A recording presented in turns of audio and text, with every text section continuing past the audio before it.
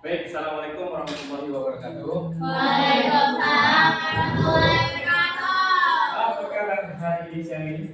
Alhamdulillah, luar biasa, tetap semangat, sukses selalu, Allah. Baik, terima kasih teman-teman sekalian. Hari ini siang jam 13.40 lebih. Waktunya mungkin rawan-rawan ya.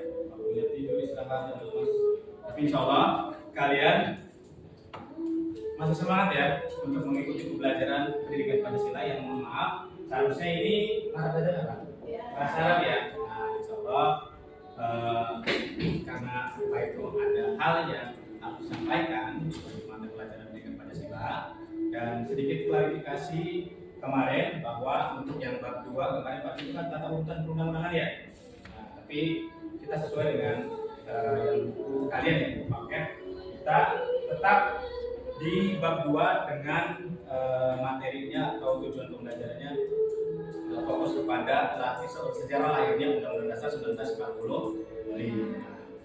Baiklah teman-teman sekalian, sebelum kita belajar tadi sudah kita berdoa, tapi Pak Ibnu ingin mereview kembali apa yang sudah kalian tugaskan oleh Pak Ibnu. Dua pekan yang lalu Pak Ibnu sudah memberikan tugas kalian mewawancarai orang tua ya, terkait tentang aturan-aturan yang berlaku di rumah kalian atau di masyarakat. Mungkin dari salah satu kelompok bisa menyebutkan Kalista di rumah Kalista ada aturan apa untuk Kalista itu sendiri? Apa ya? Apa sih pas harus bangun tidur harus beres-beres kamar. Kalau bangun tidur harus beres-beres kamar. Terus belajar, apalagi bu? Cuma kayak apa ya? Cuma karena kayak udah jadi kebiasaan gitu, jadi udah kayak bukan aturan. Oh, tadinya awalnya paksaan, jadi biasa. Iya. Akhirnya, Kayak ngaji habis maghrib gitu. oh mengaji seperti ini. Oke, tepuk tangan untuk Kalista. Ada? Oke, nah, bisa. Ngaji setiap habis maghrib kerjaan, jadi kan lihat sama Mama sama abah, sama kakak nggak? Iya, satu keluarga. Satu keluarga. Sekarang Pak Ibu tanya, aturan itu, oke, Kalista dengan Nafisa, yang membuat peraturan itu ayah Pak Bunda atau enggak? Bunda, mama. Emang ayahnya nggak tahu? Harusnya tahu. Harus tahu. Iya, soalnya kan aku belum juga jadi mesti tahu. Gitu. Nah, oke. Insya Allah kita akan membahas. Nah, sebelum kita lebih dalam tentang tata urutan perundang-undangan, alangkah baiknya kita harus tahu dulu mengetahui bagaimana sejarah lahirnya Undang-Undang Dasar 1945 dan apa tujuan dibentuknya Undang-Undang Dasar 1945. Baik, fokus kembali. Ini ada video tayangan. Kalian harus simak seperti apa dan apa yang kalian perlu tanggapi dari video. Silakan fokus ke kelompok. Di jalan raya, bahkan banyak bis yang benar-benar berselang. Ya. Di negara ini tidak ada aturan di jalan raya, bahkan banyak bis yang benar-benar bersaing untuk menguasai jalanan. Saking parahnya, kalian tidak akan menemukan bis dalam kondisi bagus di negara ini, meskipun bis itu terkesan masih baru. Meski ada aturan keselamatan di sana, namun penegak hukum di negara ini sangat lemah, sehingga momen adu bis sering terjadi di jalanan kota. Selain itu, perusahaan bis di sini kebanyakan swasta dan tidak diatur oleh pemerintah, dan sistem upah mereka juga berdasarkan target penumpang, sehingga para supir bis akan benar-benar bersaing untuk menguasai jalanan agar mendapat banyak penumpang. Dan negara itu adalah Bangladesh, di mana setiap hari mereka ikut merasakan persaingan jalanan yang sebenarnya. Oke, baik. Bisa tanggapi video ini dari kelompok ini mana nih? Oke, ya udah tadi. Ini Mau? Atau ini aja deh, kelompok B1, B2, B1 ya, B1 ya dari video ini. Ya karena nggak ada aturan di negara, nggak ada aturan di non bisnis kayak gitu. Terus juga kebanyakan bisnis swasta, jadi nggak di ini sama pemerintah. Jadinya banyak bis yang rusak, terus juga jalannya jadi macet. Oke, tepuk tangan untuk. Nah, baik teman-teman sekalian. Sekarang Pak Ibu mau tanya. Coba kalau misalnya di negara kita tidak ada aturan Kalau di negara Indonesia tidak ada aturan gimana? Coba. Oke, gila. Jadinya tuh negaranya tuh kayak mengatakan itu nggak beraturan. Negara yang acak-acakan tidak beraturan, apa kebersihan atau gimana nih? Iya. Contohnya? Masyarakatnya nggak tertib. Masyarakatnya tidak tertib, contohnya tidak atau contohnya tidak tertib apa?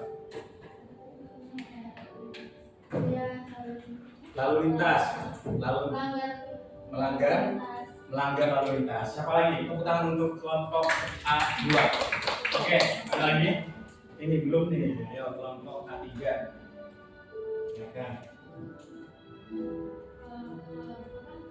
Jika di Indonesia itu ada tidak punya aturan, kira-kira apa yang mungkin terjadi? Nah, belum dijawab. Tapi kalian sudah menyebutkan ada aturan di rumah kalian. Sekarang pengen mencoba kalau di Indonesia tidak ada aturan. Kalau di rumah kalian nih kalau tidak ada aturan seperti apa? Ayo. Oke, ayo coba. Nggak rukun. Nggak rukun. Terus apa lagi? tidak saling mengenal. Tidak saling mengenal. Apa lagi? Sakila? Rina? Tidak kondusif. Naila? Ada perselisihan antar tetangga. Ada perselisihan antar tetangga. Itu ya kalau tetangga. Kalau di Indonesia berarti perselisihan antar suku ya. Kita tangan untuk semuanya. Baik, teman-teman sekalian, tujuan pembelajaran hari ini, Pak Ibu ingin mengajak kalian semuanya ya, ingin mengajak sejenak ke masa lalu. Luar biasa. Mengajak ke lorong waktu. Ini Pak Ibu ingin mengajak kalian ke masa lalu. Terus mengapain nih Pak Ibu? Kita akan mengenal bagaimana para pendiri bangsa. Kalian sudah belajar ya pada saat sejarah lahirnya Pancasila. Ya kan? Di sidang BPUPKI ada para tokoh-tokoh yang lain ya. Panitia 9. Di situ sidang BPUPKI yang pertama hasilnya apa? Merancang dasar negara yaitu Pancasila. Nah sekarang kita akan berkunjung balik lagi ke sana 1945. Kita ke sana semua diajak ke tahun 1945. Kita ingin tahu bagaimana mereka itu para tokoh pendiri bangsa sedang merapatkan dan membentuk aturan dasar negara yaitu Undang-Undang Dasar 1945. Oke, biar ada semangat lagi. Kalau misalkan Pak Ibu bilang tepuk 1, kalian jawab yes. Ya, kalau misalkan tepuk 2, kalian jawab oke. Tepuk 3 jawabnya semangat. Tepuk 4 konsentrasi. Paham? Tepuk 1, tepuk 1, tepuk 2, tepuk 3, Semangat. tepuk 4. Konsentrasi. Lanjut. Tebak genre. Kalau memang kalian sudah belajar sejarah lahirnya Pancasila, harusnya kalian tahu tokoh-tokoh pahlawan yang sudah kalian pelajari. Tebak genre. Siapakah aku? Ini langsung gambarnya ya, langsung kalian tebak siapa ini. Soalnya Pak Ibu agak rubah pengennya aja. Siapakah aku? Cus. Pak Ibu kan sudah lagi mengajak kalian tahun 1945. 19 siapa? Hampir. Saya. Bukan Supomo untuk tangan. Supomo. Nah, Supomo. Mr. Supomo ini adalah salah satu perumus Undang-Undang Dasar 1945. Pada saat sidang BPUPKI termasuk penggagas ide dasar negara kan Pancasila. Nah, masih ingat waktu kalian menghafal itu waktu kelas dia? Supomo, Muhammad Yamin dan Soekarno ya. Gitu. Nah sekarang salah satu perumus Undang-Undang Dasar 1945 ini adalah Supomo. Beliau itu dikenal sebagai pelopor atau orang yang selalu menekankan keharmonisan, kekeluargaan, dan gotong. Baik teman-teman sekalian, ini ada video sejarah sidang BPUPKI pertama dan kedua. Kalian tolong disimak, ya. Kalian simak seperti apa mereka sedang rapat dalam menentukan dasar negara dan aturan dasar negara. Silakan. Apa jadinya Indonesia bila soal dasar negara saja masih belum ada kesepakatan? Inilah wujud kerjasama antar tokoh bangsa soal dasar negara. Pada 1 Juni 1945 dibentuk panitia kecam berisi 8 orang. Tugas mereka menampung dan mengidentifikasi usulan anggota BPUPK. Ternyata dari usulan yang masuk muncul masalah soal hubungan agama dan negara. Soekarno pun mengambil inisiatif informal membentuk Panitia 9 untuk merancang pembukaan UUD RI yang memuat dasar negara. Panitia 9 berhasil merampungkan tugas dan menandatanganinya. Rancangan pembukaan UUD mengalami revisi dengan penghapusan 7 kata, sebuah bukti bangsa ini sudah bergotong royong dalam berpolitik. Tepuk tangan untuk video ini. Baik, ternyata luar biasa ya mereka para pendahulu kita, pendiri kita. Rapat mungkin bisa jadi selama 6 hari itu kurang tidur ya kan? Mereka berjibaku berpendapat dan beradu argumen. Misal Soekarno ngomong ditanggapi oleh insinyur Muhammad Hatta, ada Wahid Hasyim dan lain sebagainya. Mereka berdiskusi untuk apa? Untuk merumuskan dasar negara dan aturan dasar negara. Nah, teman-teman sekalian, coba tokoh apa dari video tadi yang paling berperan atau yang paling terlihat? Coba. Satu dong. Bebas. Ya, sebutkan satu nama. Kenapa beliau yang disebut? Menurut kalian siapa tokoh yang paling berperan di video tadi? Biar mancing. Hatta. Kenapa? Karena dia itu kan tadi kan kita yang nerusin kan kalau ada yang setuju sama sila pertama. Kalau nggak ada Hatta di situ pasti banyak yang nggak setuju, jadinya kacau, jadinya nggak bersatu. Tangan untuk ada yang lain. Sebenarnya semuanya berperan, mempunyai peran masing-masing. Tapi kalau yang paling berperan mungkin bisa jadi Soekarno dan Muhammad Hatta tadi ya, karena mereka itu orang yang luar biasa mengutamakan persatuan dan kesatuan.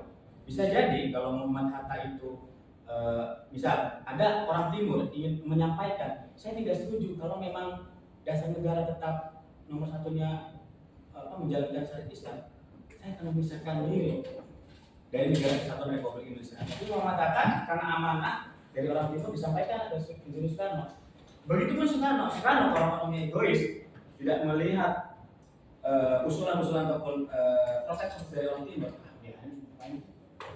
bisa aja sih gitu kan. Tapi mereka atau Soekarno ini adalah bagaimana caranya baru aja momen itu udah langsung pecah, kayak enak kan? Akhirnya dibuat ada dan sebagainya. Baik teman-teman sekalian, sekarang Pak Ibnu ingin membagikan lembar kerja brief, tapi sebelumnya Pak Ibnu ingin mengajak, kan ini di sini tugasnya adalah kalian membayangkan kalian adalah seorang wartawan. Nah, di tahun 1945 yang sedang meliput sidang DPPK. Tugas kalian cuma 2 di sini. Melihat isi rumah itu, kemudian kalian mencari informasi seperti apa sih lahirnya Undang-Undang Dasar 1945 dan apa tujuan dibentuknya Undang-Undang 1945. Baik, Pak Ibnu, minta semuanya tegak-tegak, agak rongganya nafasnya biar enak ya. Duduk agak tegak. Siap. Sekarang Pak Ibnu minta semuanya pejamkan mata, duduknya agak tegak. Hitungan 3, mata sudah terpejamkan. Baik, 3, 2, 1. Baik, teman-teman sekalian.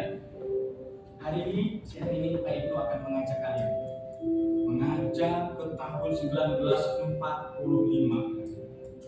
Dan Pak Ibnu mengajak di suatu gedung, di mana di gedung itu sudah berdiri, di situ ada Rajiman. Wah, Rajiman. Assalamualaikum, Mr. Rajiman. Mereka menyambut kita semua kelas 8 A2 memasuki di ruang aula yang megah. Di situ ada Insinyur Soekarno, ada Muhammad Hatta, ada Amar Rais, ada Wan Hasyam, ada Abdul Kahar Muzakir, dan para pendiri tokoh negara kita. Luar biasa. Kalian masuk ruang itu dengan ditugaskan menjadi seorang wartawan yang andal, wartawan di mana kalian ingin mencari informasi seperti apa beratnya dalam membuat rancangan Undang-Undang Dasar 1945 atau aturan dasar untuk negara Indonesia nanti. Kalian masuk di situ, kalian melihat-lihat begitu megahnya, begitu ramainya orang-orang di situ. Kalian masuk di situ, kalian duduk di tepi sudut kanan kiri.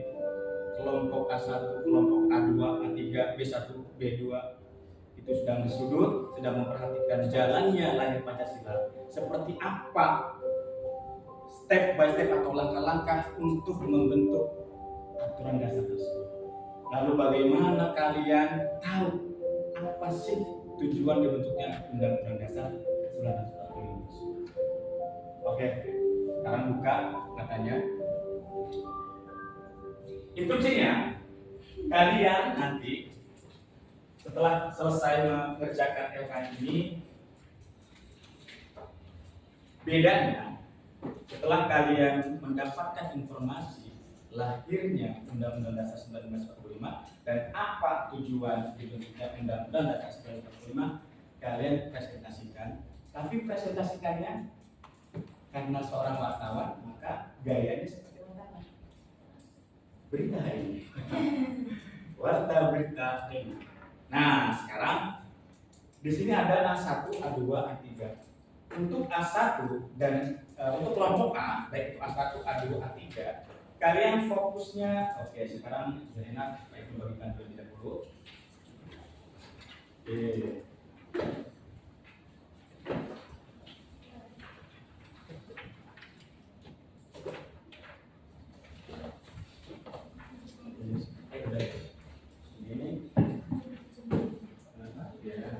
Baik, perhatikan di situ ada soal bagian A, ada soal bagian B.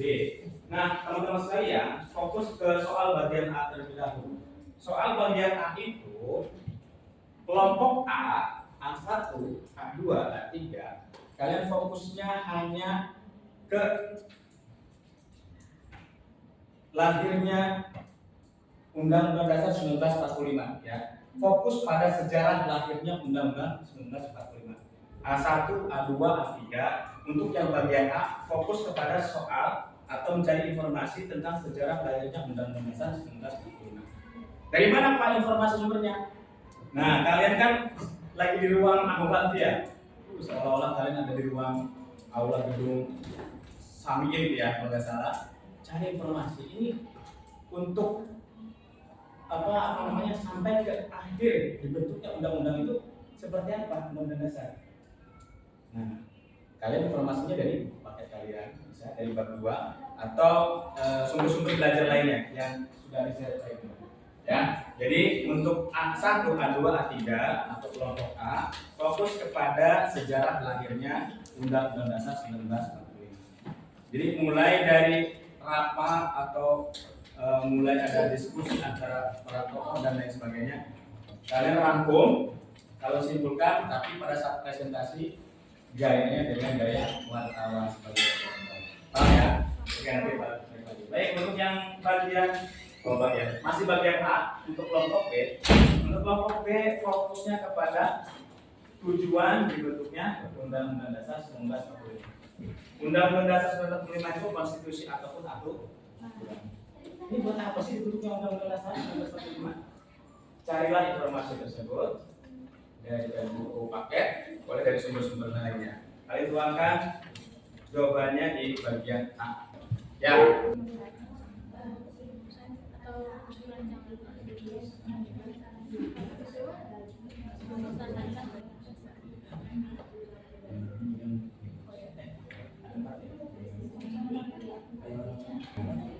Kan masih A ya. Jadi intinya kesimpulan.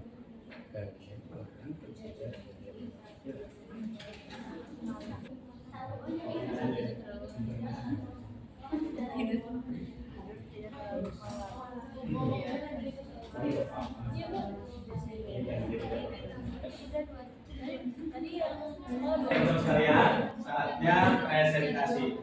Oke, fokus ke Pak Ibnu. Yuk, sebelum presentasi, ini geser dulu sedikit. Ketika Pak Ibnu bilang cek, berarti kalian tepuk tangan ya. Nanti ikut kalau ketika ada suara cek, tepuk tangan. Cek. Nah, nanti kalau misalkan Pak Ibnu bilang boom ke meja. Nah, paham ya? Oke. Fokus. Cek. Cek boom. Boom cek. Boom cek. Boom cek. Boom cek. Boom cek boom. Acak-acakan lagi. Boom cek boom. Cek boom. Boom cek boom. Cek boom cek. Cek. Oke, siapa yang berani tampil lebih dahulu? Coba. Ayo Pak. Oke, kelompok A, nama B, dua ya? Dua, ini B1. Terima kasih, tepuk tangan untuk kelompok B. Jadi pagi ini sekumpulan panitia 9 sedang melakukan rapat sidang BPUPKI dan membuat tujuan dan cerita ini dibuat tujuannya dibentuknya Undang-Undang Dasar 1945. Tujuan Undang-Undang Dasar 1945 dibentuk adalah untuk menjamin hak-hak anggota masyarakat, terutama warga negara dari tindakan sewenang-wenang penguasa. Warga Indonesia membuat tujuan Undang-Undang Dasar 1945 agar tidak terjadi para pendiri negara sangat besar terhadap rumusan dan pengesahan Undang-Undang NRI tahun 1940. Sekian dari saya Fadila Rahani sebagai reporter. Kami undur diri. Assalamualaikum warahmatullahi wabarakatuh.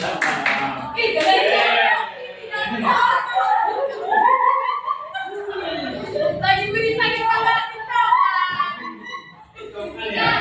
Kembali ke semula. Tepuk 1. Tepuk 2. Tepuk 3. Baik, kita seleksi pembelajaran. Teman-teman sekalian, coba kalau kita pikirkan kembali, kita bayangkan jika di kelas ini tidak ada aturan, bagaimana? Keributan.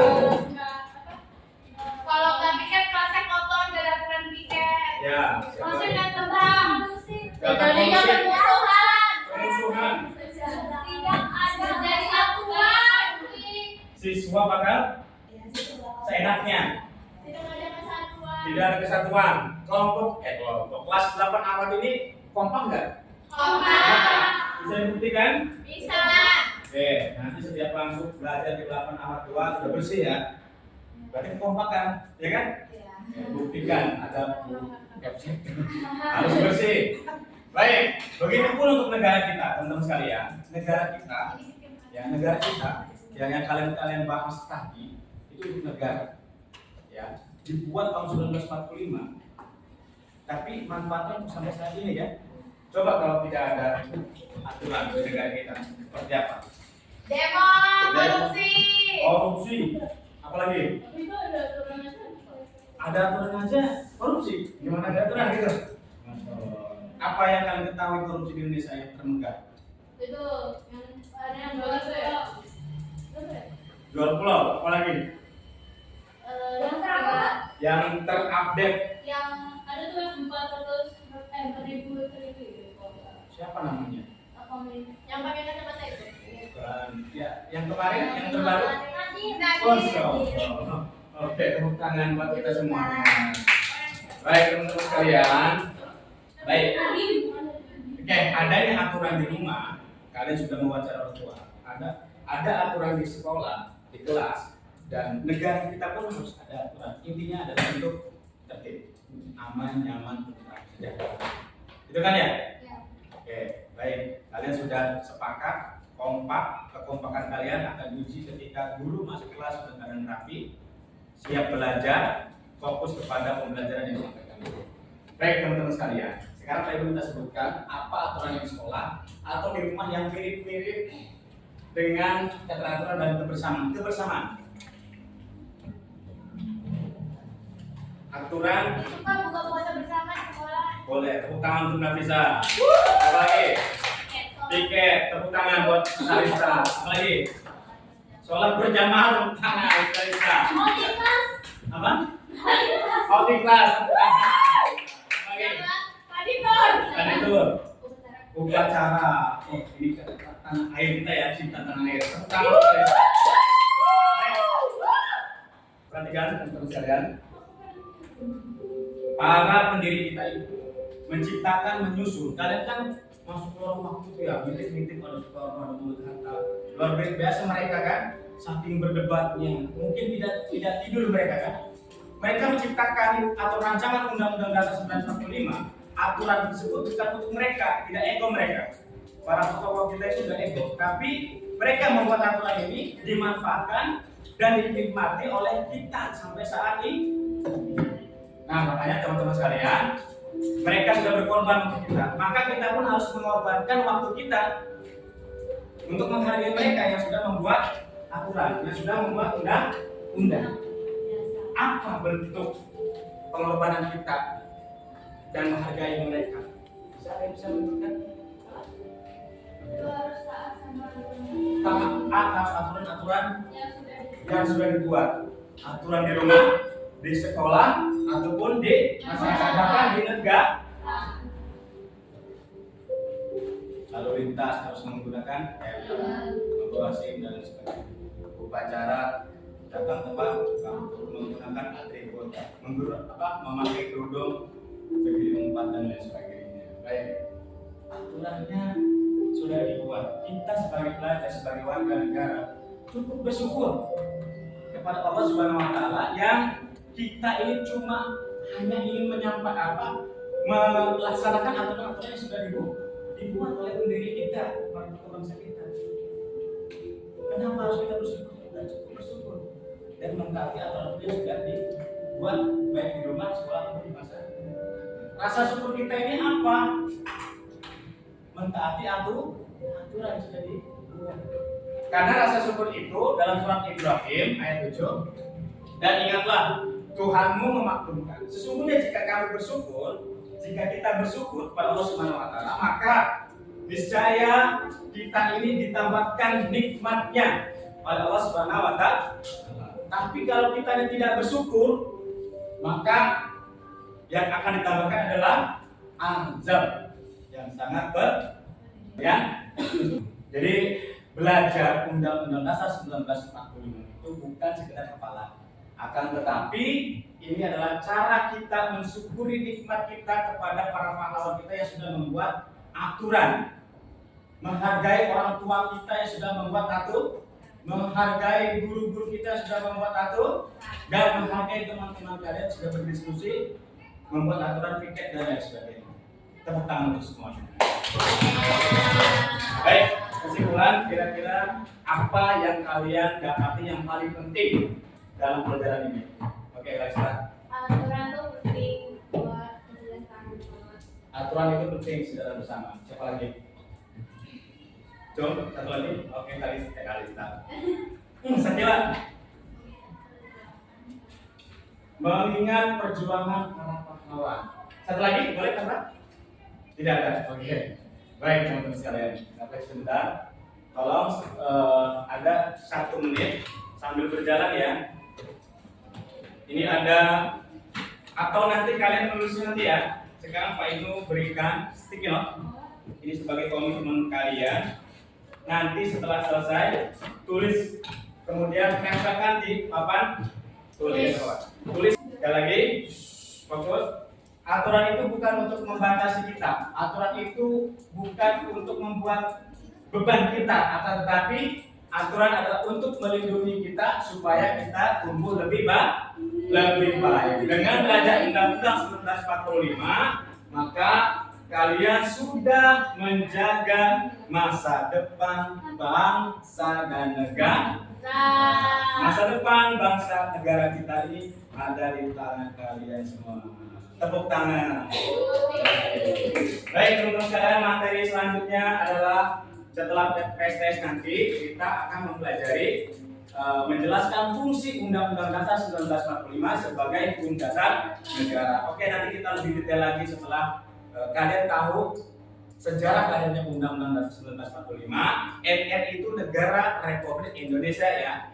Oke, dan kemudian bagaimana UUD 1945 itu diterapkan menjadi sumber atau sebagai dasar hukum di negara Indonesia.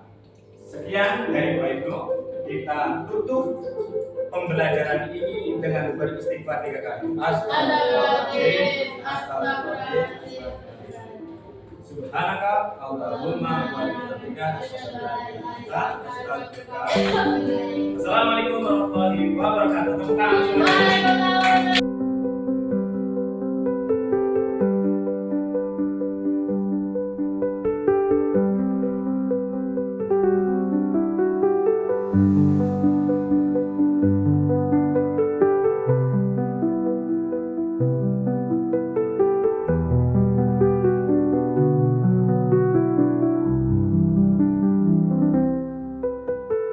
Thank you.